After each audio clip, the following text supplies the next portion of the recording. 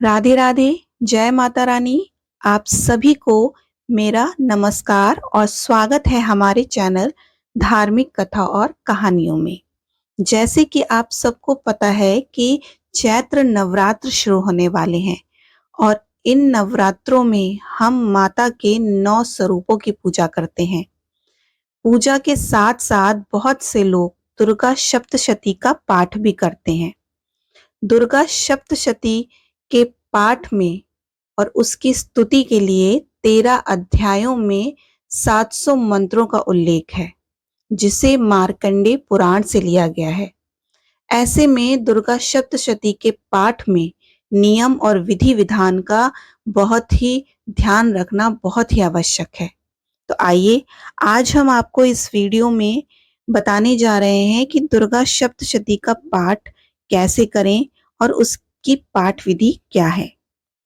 तो video start करने से पहले अगर अभी तक आपने हमारे चैनल को सब्सक्राइब नहीं किया है तो चैनल को सब्सक्राइब कर लीजिए और वीडियो अच्छी लगे तो इसको लाइक और शेयर करना मत भूलिए। दुर्गा सप्तशती के पाठ को करने के लिए आपके पास दुर्गा सप्तशती की पुस्तक होना अनिवार्य है। पुस्तक आपको संस्कृत भाषा और हिंदी भाषा दोनों में मिल जाएगी और संस्कृत और उसका हिंदी अनुवाद की पुस्तक भी आपको मिल जाएगी। अगर आपका संस्कृत में उच्चारण अच्छा है तो ही आप संस्कृत में पुस्तक को पढ़ें, अन्यथा आप हिंदी अनुवाद में भी पुस्तक पढ़ सकते हैं। हिंदी अनुवाद की पुस्तक आप आराम से बड़े बड़े अक्षरों की सचित्र पुस्तक आती है गीता गोरखपुर प्रेस से, आप वहां से उसको ले सकते हैं। अब पाठ कैसे करना है इसकी सरल विधि मैं आपको बताने जा रही हूँ। पाठ को शुरू करने से पहले आप जैसे माँ दुर्गा को विराजते हैं, घट स्थापना करते हैं, ये सारे कार्य कर लीजिए। उसके बाद आराम से बैठ जाइए, आचमन करिए। आचमन के बाद संकल्प लीजिए। अगर आप एक दिन में पूरी पुस्तक पढ़ सकते हैं तो संकल्प में पूरी पुस्तक पढ़ने का कहिए। अगर आप एक दिन में पूरी पुस्तक नहीं पढ़ पाते तो उसको आप अध्यायों में बांट सकते हैं। तो संकल्प लीजिए कि हे माता रानी, मैं आज अध्याय 1 या फिर पूरी पुस्तक पढ़ने का संकल्प लेती हूँ और मेरी ये इच्छा है, ये मनोकामनाएं हैं। हे माता रानी, आप मेरी पूजा को स्वीकारें और मेरी ये मनोकामना पूर्ण करें। उसके बाद आपको शापोद्वार मंत्र पढ़ना है। शापोद्वार मंत्र पढ़ना बहुत ही आवश्यक है। अध्याय और पाठ शुरू करने से पहले शापोद्वार मंत्र पढ़ना इतना आवश्यक है क्योंकि जो दुर्गा सप्तशती के पाठ हैं या दुर्गा सप्तशती के जो मंत्र हैं वो शापित हैं। ब्रह्मा, विश्वामित्र और वशिष्ठ जी के द्वारा दुर्गा सप्तशती के मंत्र को शापित किया गया है। तो पहले शापोद्वार मंत्र आप पढ़ेंगे जिससे कि आपके जो मंत्र हैं, दुर्गा सप्तशती के जो मंत्र हैं वो खुल जाएंगे और आप उनका पूरा लाभ ले सकेंगे।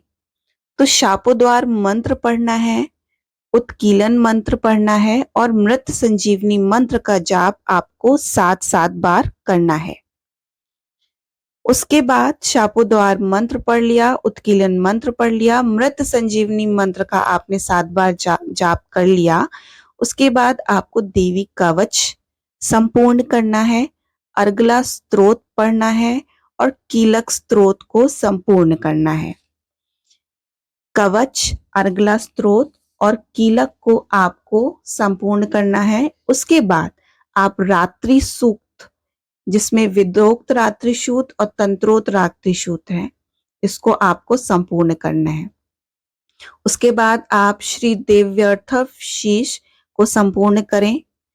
देव्यर्थ शीश के बाद आप निर्वाण विधि के मंत्र, निर्वाण विधि से के मंत्र के विनियोग, न्यास और ध्यान को करें। निर्वाण विधि मंत्र को आपको 108 बार जाप करना है। ध्यान रखें कि निर्वाण विधि आपको पाठ शुरू करने से पहले करनी है और निर्वाण विधि पाठ को खत्म करने के बाद भी आपको पढ़ना है। उसका विनियोग, न्यास और ध्यान आपको करना है। उसका मंत्र आपको 108 बार जाप करना है।